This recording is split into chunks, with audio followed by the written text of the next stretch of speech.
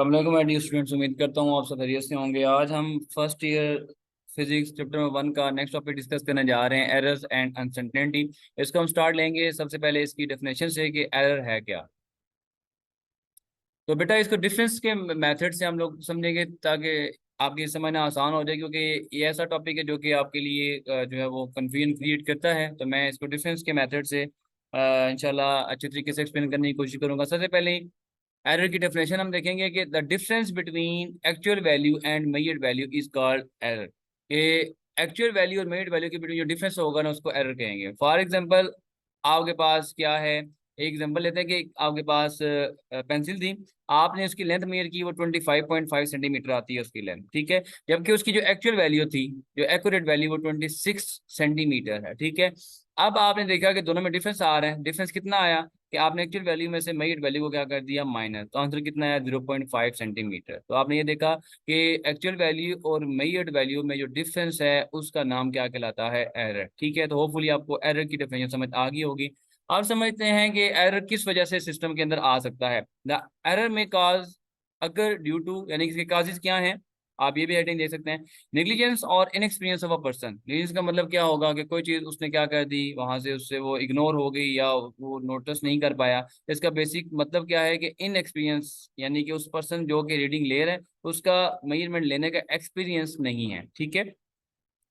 Second point क्या है, the faulty operator. जो बेटा आप लोग ऑपरेटर यूज कर रहे हैं वो क्या है, वो फॉल्टी है, उसके अंदर कोई ना कोई क्या है, प्रॉब्लम है, ठीक है। तीसरा आपके पास क्या होगा, इन अप्रोप्रिएट मेथड और टेक्निक। आपने एक ऐसा मेथड अडॉप्ट किया हुआ है जो कि प्रॉपर मेथड नहीं है उस चीज को क्या करने का, मेजर करने का, ठीक है। इसके लिए हम लोग एक एग्जाम्पल से इसको समझेंगे। लाइक आपने वाटर टैंक देखना है कि कितना फिल हो गया, तो आप अगर नीचे से ही उसको ऑब्जर्व करेंगे, नीचे वाले पॉइंट से, तो डेफिनेटली आपको वो क्लियरली नजर नहीं आएगा। ये आपका अप्रोप्रिएट मेथड नहीं है उसको ऑब्जर्व करने का। आप जब तक ऊपर जाके उस चीज को क्या करेंगे, ऑब्जर्व नहीं करेंगे, इस वाले पॉइंट से बिल्कुल सामने आके इससे ऑब्जर्व नहीं करेंगे, आपके पास रीडिंग एक्यूरेट नहीं आएंगी, ठीक है। तो ये बेटा आपके पास इसका एरर आने की वजह हो सकती है। नेक्स्ट देखें तो हमारे पास अनसर्टेनिटी क्या होती है।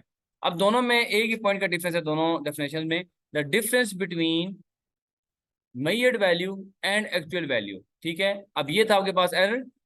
अगर हम देखें uncertainty, the difference between measured value and unknown actual value. अब देखें जस्ट इसमें डिफरेंस अननोन का आ रहा है, इसका मतलब ये होगा कि एरर में आपको एक्चुअल वैल्यू पता होगी, जबकि अनसर्टेनिटी में आपको एक्चुअल वैल्यू नहीं पता होगी कि उसकी कितनी है। लाइक आपको इसमें एक्चुअल वैल्यू पता थी ना कि 26 सेंटीमीटर है उस पेंसिल की, आपको अनसर्टेनिटी में वही वैल्यू कंफर्म नहीं होगी कि वो वैल्यू कितनी है। तो इसको आप लोग क्या कहेंगे कि अनसर्टेनिटी आपके पास गैर यकीनी, आप कह सकते हो गैर यकीनियत है इसके अंदर।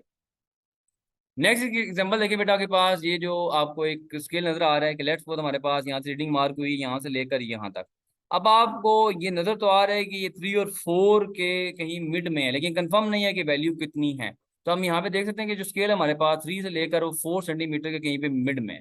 तो आप कैसे इसको फाइंड करेंगे, आपने क्या करना है, सिंपल 4 में से 3 को क्या कर देना है, 4 और 3 की एवरेज ले लेनी है, ठीक है। 4 और 3 को आप लोगों ने क्या करना है, एवरेज लेनी है। कैसे एवरेज लेंगे, 4 को 3 में प्लस करेंगे तो 7 आएगा, और क्योंकि दो वैल्यूज हैं तो 2 से डिवाइड कर देंगे, 4 + 3 डिवाइडेड बाय 2। तो आपके पास बेटा जो इसका आंसर आएगा ना वो आएगा 3.5, ठीक है, 3.5।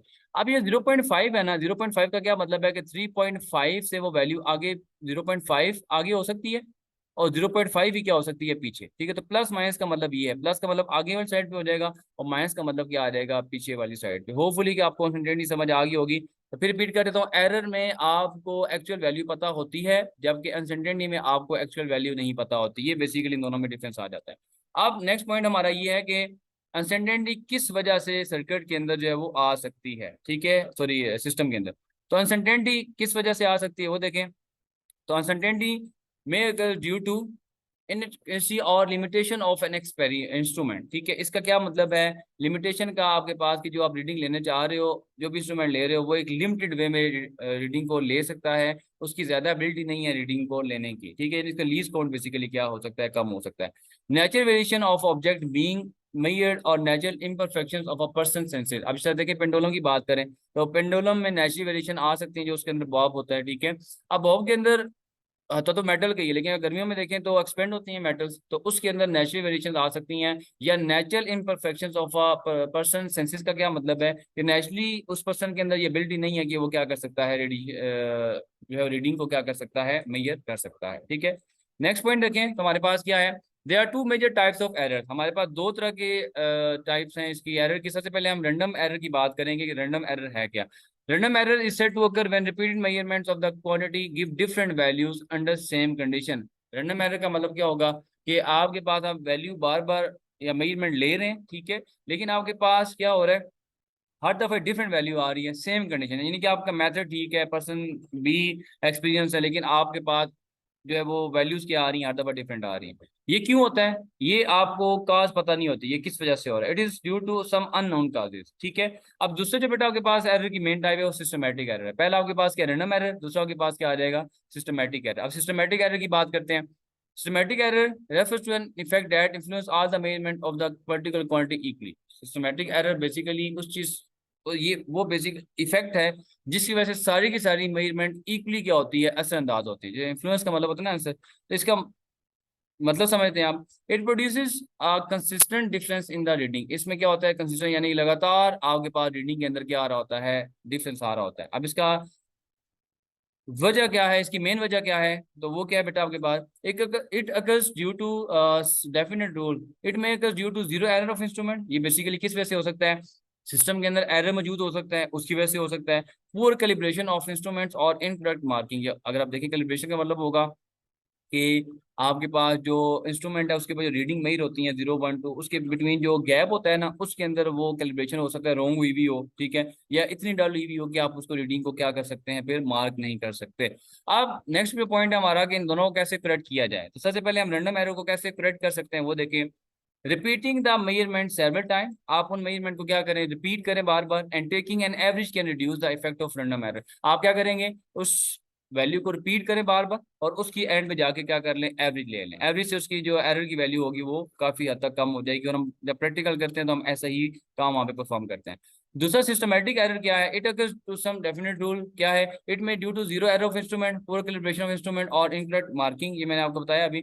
System error can be reduced by comparing the instruments with another which is known to be more accurate। आपने क्या करना है, जो भी आप इंस्ट्रूमेंट यूज कर रहे हैं आपने उसको कंपेयर करना है किसी ऐसे इंस्ट्रूमेंट के साथ, लाइक स्क्रू गेज यूज कर रहे हैं ना, तो एक ऐसे स्क्रू गेज के साथ आप लोगों उसके साथ क्या करना है, कंपेयर करना है, जिसकी वजह से उसके अंदर क्या हो जाए, एरर कम हो जाए। और वो कैसे होगा, जब आप उसके ऊपर क्या करेंगे, पावर फैक्टर अप्लाई करेंगे, सॉरी करेक्शन फैक्टर अप्लाई करेंगे। ठीक है, नेक्स्ट पॉइंट है आपके पास टाइप ऑफ सिस्टमैटिक एरर। अब बेसिकली सिस्टमैटिक एरर की आगे दो फर्दर टाइप्स आ जाती हैं।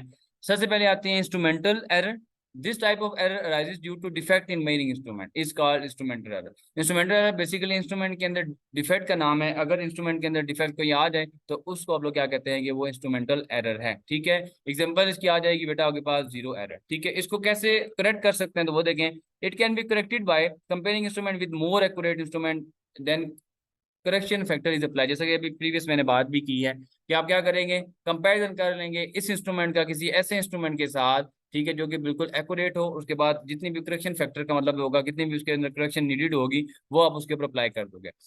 नेक्स्ट बेटा के पास जो टाइप ऑफ सिस्टमेटिक एरर है वो पर्सनल एरर में आ जाती है। तो this type of error arises due to faulty procedure adopt by observer. यानी इसका मतलब ये है कि आप जो ऑब्जर्वर रीडिंग ले रहे हैं उसने एक फॉल्टी प्रोसीजर का मतलब क्या होगा कि रॉन्ग प्रोसीजर उसने अडॉप्ट किया हुआ है रीडिंग लेने का। ठीक है, तो आप इसको करेक्ट कैसे कर सकते हैं, it can be improved bye improving skills of observer. ठीक है, तो ऑब्जर्वर की स्किल्स को इम्प्रूव करके ना आप पर्सनल एरर को क्या कर सकते हैं, इम्प्रूव कर सकते हैं। ठीक है, होपफुली बेटा आपको ये वाला टॉपिक समझ आ गया होगा। तो